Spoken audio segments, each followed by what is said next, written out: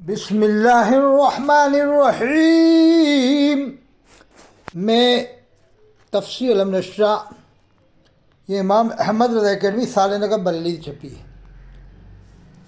خاتم المحققین حضرت علامہ نقی علی خان رحمۃ اللہ علیہ کی کتاب کے حوالے سے پڑھ کے سنا رہا ہوں۔ آپ یہ کتاب ہر جگہ منگوا کر پڑھیں، انشاءاللہ تعالی بہت ساری آپ کو جو ہے کہ ایسی چیزیں ملیں گی جو آپ نے سنی نہیں ہوں گی، نایاب چیزیں اس میں ہیں، بہت بہترین تفسیر ہے۔ اب دیکھیے صفحہ 43 سے شروع کرتا ہوں میں آپ کو، اسی کتاب کے حوالے دوں گا اس ویڈیو میں، انشاءاللہ آپ دیکھیں۔ آپ فرماتے ہیں جب پروردگار قیامت کے دن اپنی کرسی پر واسطے فیصلہ بندوں کے بیٹھے گا، علماء سے فرمائے گا، یہ لکھا ہوا ہے۔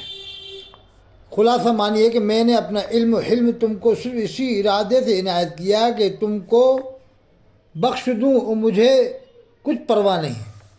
اب اس لفظ بیٹھنے پر بھی بہت سے اعتراض کر سکتے ہیں، یہ کوئی اعتراض والی بات نہیں ہے، یہ لکھا ہے نا۔ آپ فرماتے ہیں جب پروردگار قیامت کے دن اپنی کرسی پر واسطے فیصلے بندوں کے بیٹھے گا، علماء سے فرمائے گا۔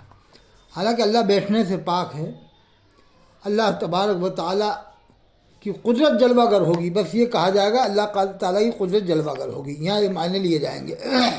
ایسے ظاہر معنی لیے جائیں گے تو پھر تو کون بچے گا، پھر تو جس پر چاہو آپ فتویٰ لگا دو ذرا سی باتوں پر۔ یہ میں اس لیے بتا رہا ہوں کہ فتوے بازی سے پرہیز کریں۔ بعض محققین کہتے ہیں جس شہر کا عالم لوگوں کو وعدہ رحمت سے خوش دل کرتا ہے اور خدا کے قہر اور بے پرواہی سے نہیں ڈراتا، وہاں ابلیس کی حاجت نہیں، یعنی وہاں شیطان کی جانے کی ضرورت نہیں، وہ عالمی گمراہ کرنے کے لیے کافی ہوگا۔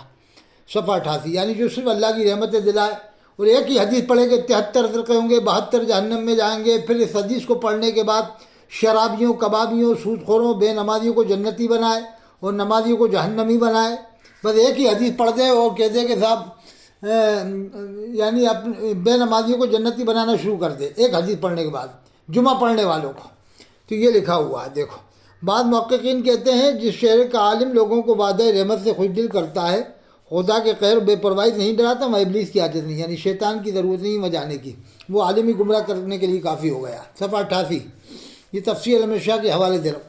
فتوے میں کمال احتیاط کرے، کسی کی رعایت و جانبداری خدا کے سوا کسی کی رضامندی خوشی سے کام نہ رکھے اور ضعیف روایتوں کو اختیار نہ کرے۔ حارث محاسنی فرماتے ہیں کہ عالم سے قیامت کے روز 3 سوال ہوں گے، فتویٰ علم کے مطابق دیا یا نہیں، اور صحیح دیا نہیں، اور اخلاص کے ساتھ دیا نہیں۔ یہ صفحہ نمبر 89۔ میں اب آپ کو بتاتے جا رہا ہوں ایک ایک، دیکھیے آپ۔ یا ایھا النبی حسبک اللہ ومن اتبعک من المؤمنین، اے پیغمبر خدا اور جو تیرے پیرو مسلمان ہیں، اے پیغمبر خدا اور جو تیرے پیرو مسلمان ہیں تجھ کو کفایت کرتے ہیں۔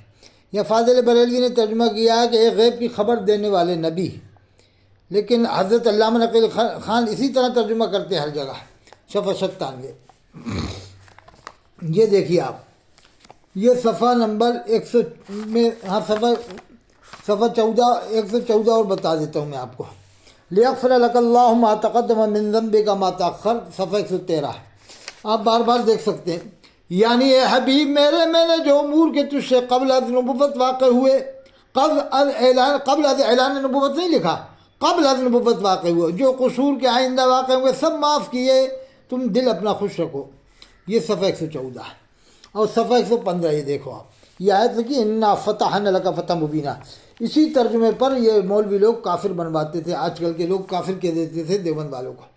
ہم نے فیصلہ کر دیا کہ تیرے واسطے صحیح فیصلہ تا معاف کرے اللہ تیرے اگلے اور پچھلے گناہ، اور پورا کرے تجھ پر اپنا احسان، اور چلاوے تجھ کو سیدھی راہ۔ تھانوی صاحب نے یہاں کیا ہے چلاوے تجھ کو سیدھی راہ، علامہ نقی خان نے بھی یہی کیا، فاضل بریلوی نے کیا اللہ آپ کو سیدھی راہ دکھائے۔ تو یہاں علامہ نقی خان اور تھانوی صاحب کا ترجمہ صحیح ہے، باقی جگہ فاضل بریلوی کا صحیح کہیں گے۔ اور یہی ترجمہ شہنشاہ ناسک کے اندر ایک مزار ہے، وہاں پر آپ جا کے دیکھ سکتے ہیں، وہ جگہ بالن فاضا کا ترجمہ بھی انہوں نے اسی طرح سے کیا ہے جس پر لوگ گمراہیت کے اور کفر کے فتوے لگاتے ہیں۔ یہ دیکھیے آپ، اگر یہ روایت دیوبندی بیان کرتے تو فتوے لگاتے۔ آپ کے مکان میں ایک بچہ کتے کا پڑا تھا، اس لیے آنا وہی کا موقف ہوا کہ جس مکان میں کتا ہوتا ہے وہاں فرشتہ رحمت کا نہیں آتا۔ یہ صفحہ نمبر 117، یہ کتاب آپ خرید لیں، یہ کتاب مل جائے گی انشاءاللہ تعالی، بریلی میں مل جائے گی آپ کو۔ بہت بالن فائدہ پایا، تجھے راہ بولا پھر تجھے راہ بتائی۔ اب یہ دیکھو احسان، اور اب تیسرے احسان کو یاد دلاتے ہیں، یعنی نبوت سے پہلے تو عبد المطلب ابو طالب اور خدیجہ کبریٰ کے مال سے مستغنی، نبوت کے بعد یہاں بھی اعلان نبوت نہیں لکھا۔ دیکھو یہی بات اگر دیوبند والا لکھ دیتا، یہ دیکھو چنانچہ جب آپ مشرف برسالت ہوئے، ابو بکر صدیق رضی اللہ عنہ سے فرمایا کہ میں پیغمبر ہوا، عرض کیا میں ایمان لایا۔ یہ دیکھو صفحہ 134۔ اب ان ترجموں پر، ان باتوں پر یہ لوگ کفر کے فتوے لگا دیتے تھے بلا وجہ۔ یہ دیکھو حضرت نے صفحہ 116 کی تفسیر یہاں دی ہے، حضرت گناہوں سے پاک ہیں، یا حرف لام اس جگہ واسطے تخصیص کے، وہ جو سورہ فتح کی پہلی آیت، تو ایسی دیوبند والے بھی تشریح کرتے ہیں۔ اب دیکھیے آپ، میں آپ کو اور بتا دیتا ہوں انشاءاللہ تعالیٰ۔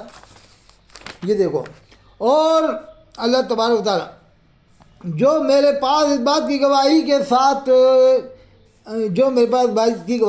کہ خدا کے سوا کوئی معبود نہیں، محمد میرا بندہ اور میرا رسول ہے، آوے گا بہشت میں داخل ہوگا، اگرچہ اس کے گناہ دریا کے جھاگ سے زیادہ ہوں، بہشت میں داخل ہوگا۔ یہ صفحہ 148۔ اب میں آپ کو اور بتا دیتا ہوں اسی طرح سے، تاکہ آپ لوگ دیکھتے رہیں اور اس کتاب کو آپ خریدیں، تاکہ انشاءاللہ تعالیٰ آپ کا قلب روشن ہو جائے۔ یعنی جب سے عمر مسلمان ہوئے، ہم ہمیشہ معزز رہے۔ جب نبوت کو 10 برس گزرے، حضرت خدیجہ اور ابو طالب نے رضایت کی۔ یہ دیکھو، جب نبوت کو اعلان نبوت نہیں لکھا ہے، تو یہ اس لیے میں بتا رہا ہوں تاکہ انہی باتوں پر یہ لوگ کفر کے فتوے لگا دیتے تھے، ذرا سی باتوں کے اوپر۔ دیکھو یہ ترجمہ، انک میت وانہم میتون، یہ فاضل بریلوی کا ترجمہ بہتر ہے کہ آپ کو انتقال فرمانا، ان کو مرنا ہے، لیکن یہاں حضرت نے جو لکھا ہے وہ اس طرح کا لکھا ہے۔